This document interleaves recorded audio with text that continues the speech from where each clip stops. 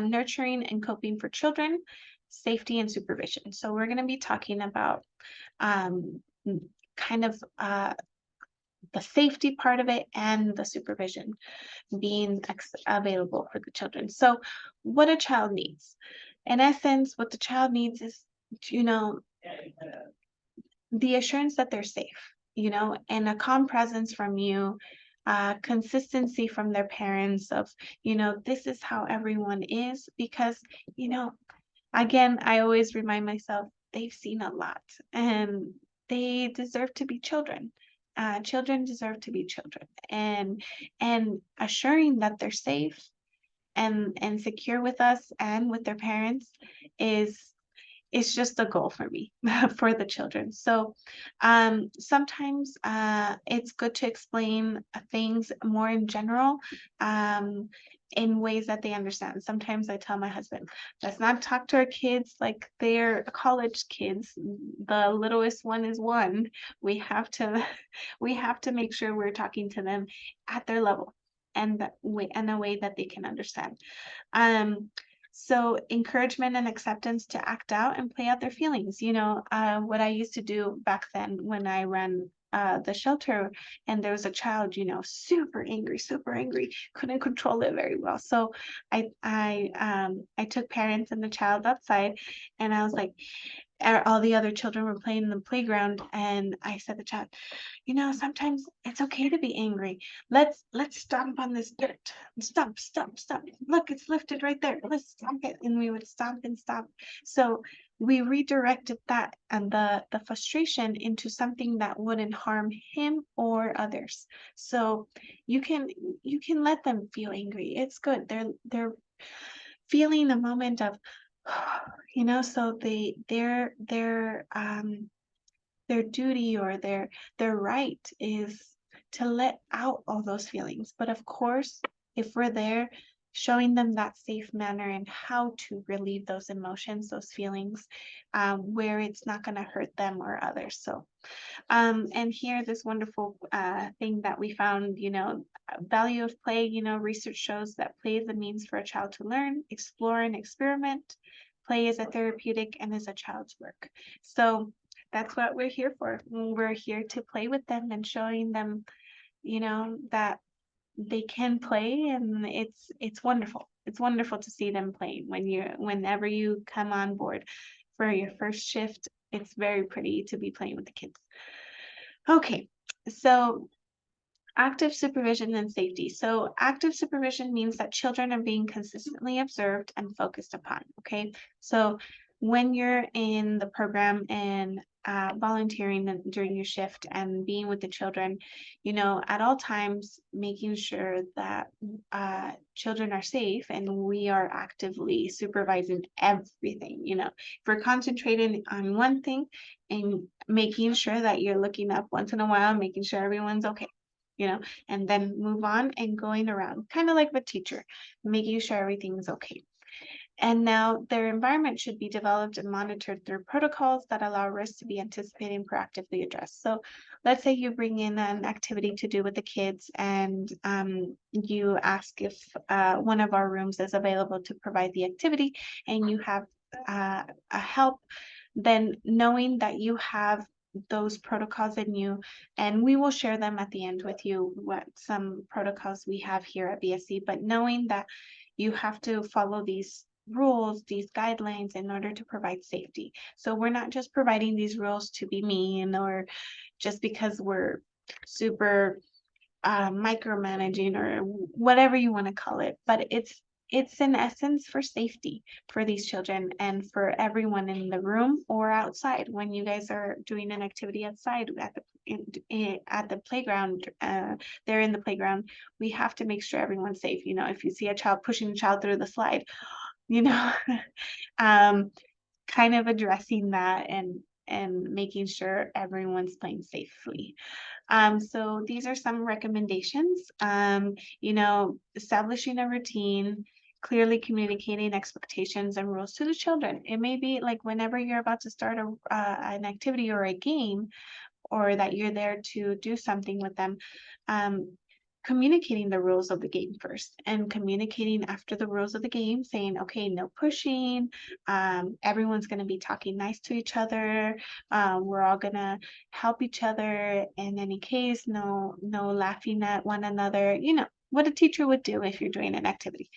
You're going to orient children and caregivers to child safeguarding. So if you, like I said, if you see a child pushing someone because they're playing, kind of providing that child safeguarding policies in your head, and kind of expressing that to the child and saying, you gotta be safe, you can't be pushing others, blah blah blah. Educating mom and dad, if you see that they're not responding, saying, hey mom, I'm sorry to bother you, but please make sure you are watching your son or your daughter and make sure they're playing nice, or I don't know, things like that you can be doing. Never leave children alone or unattended. Okay, be vigilant and anticipate behaviors. One moment this is the behaviors you see, and all of a sudden it's like right? So anticipate those changes in behaviors.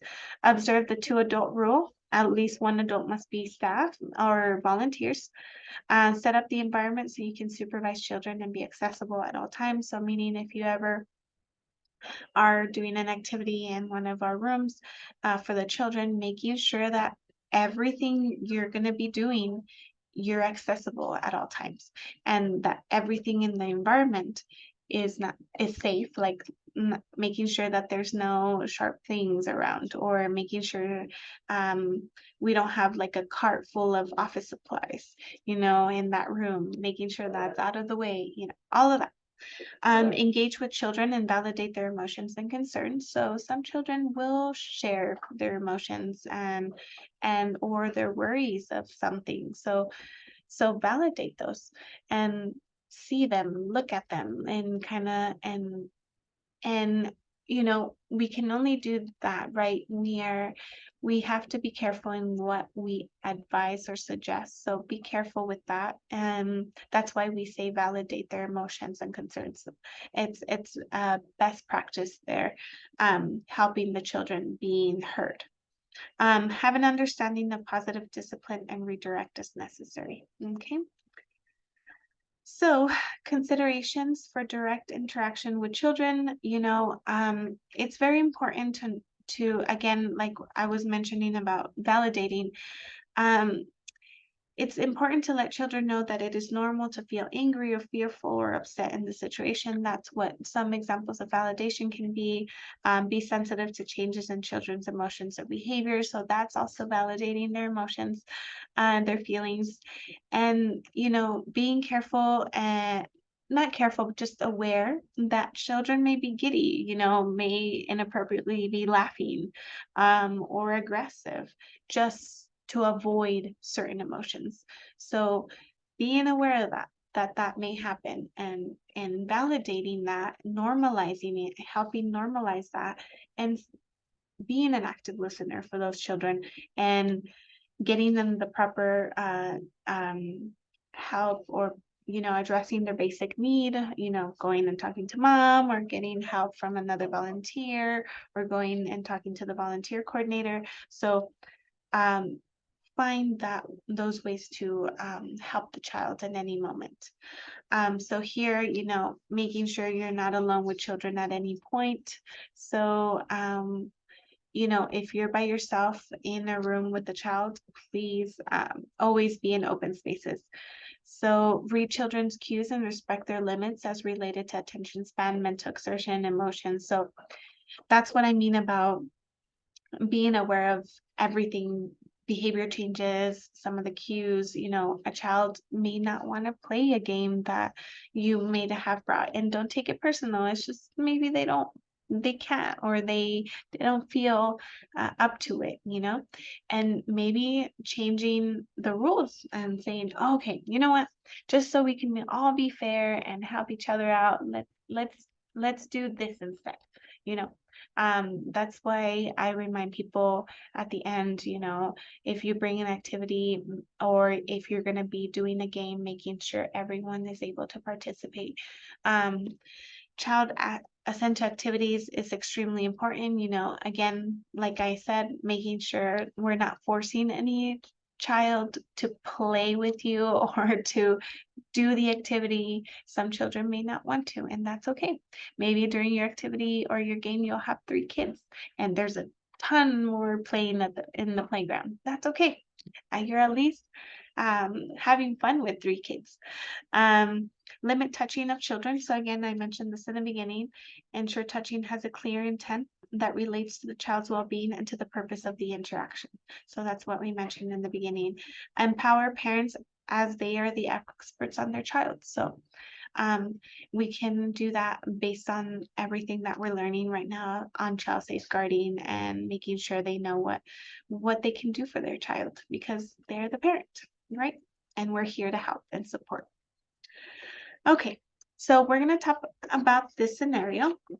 Usually we talk to each other on what we think. So please do that, take notes and write down what you think about this, and let's see if you guys were on the right track. So this is a scenario, we'll go through it. So Danny notices his fellow volunteer Naomi is having trouble staying focused and patient in her interactions with the kids. He decides he will just try to be extra vigilant to help her out.